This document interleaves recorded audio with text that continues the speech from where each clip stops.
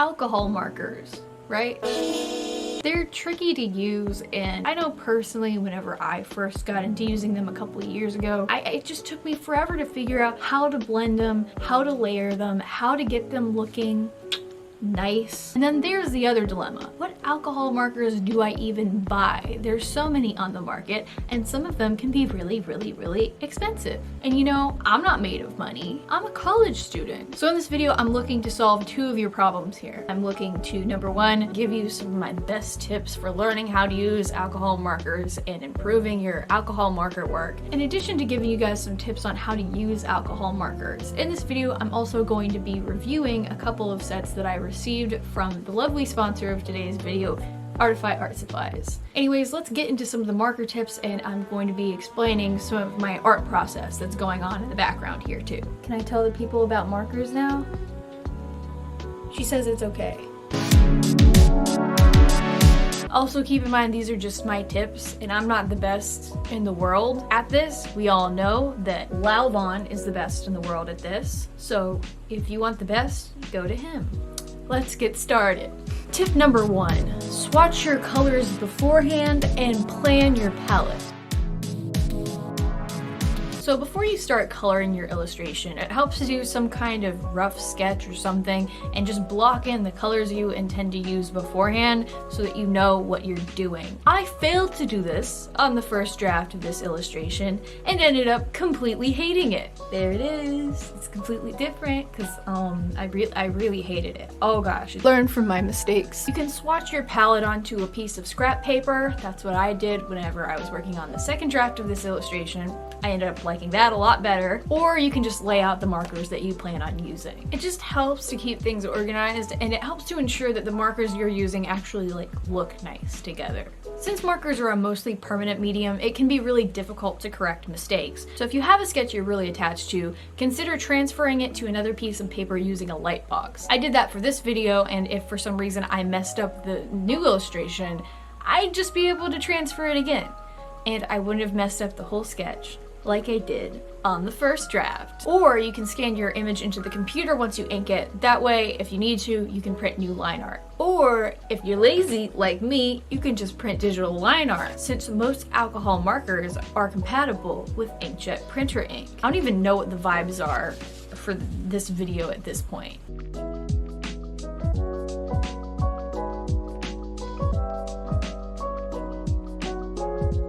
Tip number two, work light to dark. Okay, so we're finally working on coloring the illustration. So where to start? Since I'm pretty much a line-based artist, whether it's pencil or ink, I like to work in little sections. I usually start working on the most interesting area of the piece so that I can get some momentum. I find it's easiest to blend alcohol markers once there's already a wet layer on the page. So I begin by blocking in the lightest color in that area. It's a good way to slowly add definition and variation in tone. It also makes it easier to block in shadows and light, since you can kind of plan where they're gonna go without completely committing with a dark color. You'll see me using this light to dark method on pretty much every area of the illustration, but I use it especially on the skin. It's an excellent method for working on skin tones because it keeps impulsive people like me from jumping the gun and ruining the entire piece. I usually start with a really light shade and gradually blend in darker shades and warmer tones until I'm pleased with the general result. Skin is really fun to work on and practice on because you can keep layering and blending and layering and blending until it just looks immaculate. This method works well for all skin tones, and this layering approach even works well for more realistic styles. Finally, don't be afraid to use the white marker. That guy. Most alcohol marker sets have a white marker that contains a clear ink that is perfect for blending. The clear marker can be great for areas where you want to blend the colors a little more without changing them too much. However, if you use it too concentrated in one area, you can actually lighten the colors a bit by spreading the ink around. This can actually be a helpful technique if you want to lighten an area for some reason. This technique is a little bit above me, but if you want some more videos on advanced blending techniques, I'll link some of Laovaan's videos in the description. I've gotten a lot of my marker tips from him, and he is a great teacher.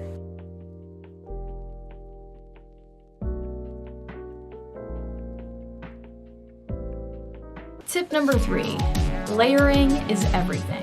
I work with alcohol markers in a very similar way that I work with watercolors. I start with the lightest layer and then I build up mid-tone layers bit by bit over time. And then finally I finish by adding the darkest colors and blending those out. Like I mentioned before, I use this method for the main part of the dress, the hair, and the wings. For example, whenever I was working on the hair, I started by layering bluish tones. Then I added in a layer of light purple to make the bluish tones a warmer violet. Giving colors in your piece warm or cool undertones can make it look more cohesive and more visually appealing. Additionally, if a part of my illustration is looking too vibrant, sometimes I'll add a layer of light gray on top of that to balance it out. This is a good way to de-emphasize some areas of your piece so that other areas can pop. Layering can also be a good way to incorporate interesting textures. Now, I don't have a great command of textures with alcohol markers, but I did do this quite a bit on the dress and the hair. The layering blended out the edges of the textures a bit, giving them a more subtle look. Finally, I usually use my lightest color again on top to blend everything out a little bit more if it's needed. This prevents all of my layering detail from getting lost in a darker blending color and gives everything a softer look.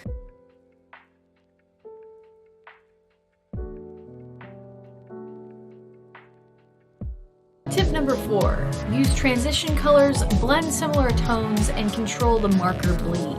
When trying to blend a blue and pink, for example, it's best to find a transition color like purple that can help to bridge that gap. That way you're not wasting marker ink to try blending colors that aren't quite similar enough. On that note, you might find it easier to blend different colors that are of a similar tone or darkness. For instance, you could probably pretty easily blend unsaturated purplish and greenish colors if their pigments are a similar darkness. However, if you were to blend a light unsaturated green with a darker blue, you would probably need to find a good transition color, like a turquoise. To summarize, when selecting the markers you're going to use for an illustration, it helps to include a scale of each color in your palette. That way you can easily blend lights and darks. So for example, my main colors in this illustration were blue tones and orange tones. So I had lighter oranges, middle range oranges, and dark oranges, and light blues, middle range blues, and dark blues. And I had tones that sat between those colors. So grayish tones, brownish tones, purples, pinks, you get the idea. It helps to have similarly toned markers in your scale of light to dark so that you can blend between color groups. So I used purples and browns to blend between blues and oranges, for example.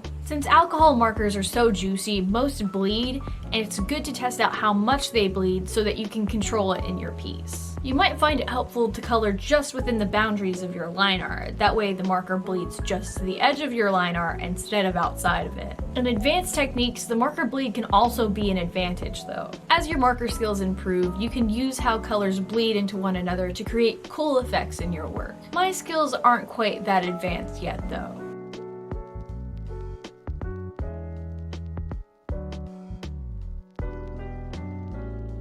Tip number 5. Don't be afraid to use other mediums with markers. Markers are versatile and they can get some great results, but they can also be more effective whenever you use them with different mediums. Some of my top choices would be colored pencils, watercolors, and acrylic paints.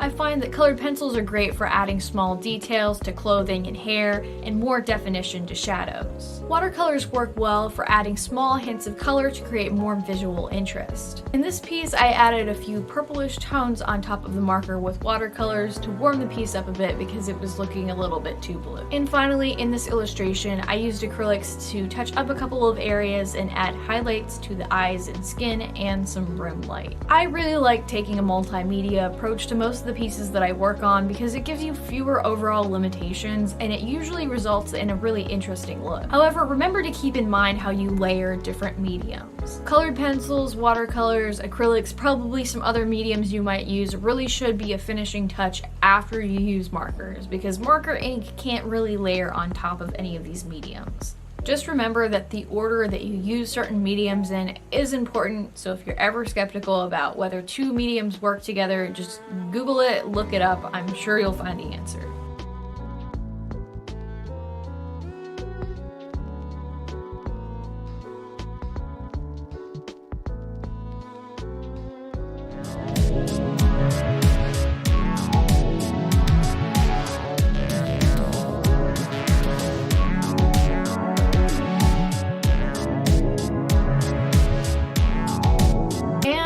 that's that for my marker tips. Now let's get on to talking about the products themselves. For this video, Artify Art Supplies sent me 5 products. The 108 brush and chisel tip marker set, the 40 dual tip art marker set, the 24 marker skin tone set, the 58 color watercolor set, and the variety brush set. I was pleasantly surprised by all of them, although I have to say that the 108 set of brush tip and chisel tip sketch markers were my favorite. The variation in color in this pack covers most bases, and the colors it doesn't include can be easily created by combining and blending colors. All the colors are quite vibrant, and the markers are nice and juicy, and they're comparable to other sketch markers I've used in the past, such as Copics. Though for the price, I'd say Artify's markers offer a bit more value for me personally, since I was never a fan of buying Copic's expensive replacement inks. The skin tone set and the art markers also impressed me. They're both on par with the 108 marker set in terms of quality, though I wish the skin tone set had a bit more variation in lights and darks, and I wish it had more variation in warm and cool tones. I found it a bit harder to make some of the peachy skin tones I usually like with the set, since a lot of the colors had yellowish/warm undertones.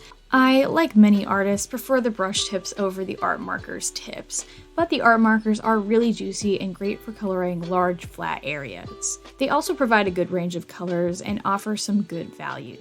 Like you guys saw in this video, I think these 3 sets combined work really well together and provide pretty much everything you need to create beautiful marker art. Finally, while I was initially confused by the design of this folding watercolor palette, I ended up enjoying it a lot. I didn't get to use it a ton for this illustration, but I've used it here and there in my sketchbook, and it's a wonderful compact travel set. Like the markers, it has a good range of colors, the design makes it extremely portable. Though I wish it had a little compartment or holder for the water brush that's part of the set, because I ended up misplacing it almost immediately, though I did find it later. Also ignore the state of the palette, I dropped it once, and it did damage some of the cakes, but before I dropped it, it was beautiful and sleek. And when combined with the little watercolor set, the brushes they send along are super nice. There's a great range of size, functionality, and the cold little grips they have are extremely comfortable. I'm a big fan. The box says paintbrush collection, but I've only tried them with watercolors, though I'm sure that they'll probably work fine with other paint. They also appear to be synthetic, but I haven't had any problems with shedding, and overall they are very easy to work with. I'd give Artify Supplies a solid 8 out of 10, and again, my top recommendation would be the 108 brush and chisel tip marker set. I anticipate using those a lot in the future. And if you're interested in snatching up some of these art supplies for yourselves, Artify Art Supplies was also kind enough to sponsor this video, and they have some discount codes for you guys. As you've seen in this video, Artify is an art supply company that offers high quality artist markers, brush sets, and watercolor sets at affordable prices. Artify's products are pigmented, durable, and they even come in convenient carrying cases so that you can create on the go. Right now, Artify Art Supplies is offering my audience discount codes on both their Amazon store and website. Artify's website offers free shipping to the US and Europe, and Artify's Amazon store offers significant discounts on almost all their products and free shipping for Prime members. Use discount code ARTIFYPRICKLYALPACA 20% for 20% off of any product on their website, and use code PRICKLYFANS for 5% off of their Amazon store. Links to their website and Amazon store are in the description, as well as all the links for all the products I used in this video. I seriously love Artify's products, and I was really impressed by them. Alcohol markers used to actually be my main traditional medium, I'm not even kidding, but I actually stopped using them a couple years ago because I couldn't afford them, so I'm thrilled to find a brand that has high quality alcohol markers that are so accessible. Thank you so much to Artify Art Supplies for sponsoring the video, and thank you guys so much for showing interest in my sponsors and getting their stuff. When you do, you get great products and you help to support the channel, which in turn helps me to make more videos. It occurs to me that I never filmed an outro for this video. Thank you for watching. I hope you got something out of it. If you did, leave me a comment and tell me what kind of illustrations you want to work on in the future. Tell me how your day is going. If you would like to subscribe, turn on notifications, leave a like, check out the sponsor and everything, it all would help out the channel. That's it for this video. I will see you guys next week. I have to go. I'm really busy. I have a meeting with the boss later today, and a little stressed out, you know? She keeps hiring clones to replace me. It's starting to make me a little nervous.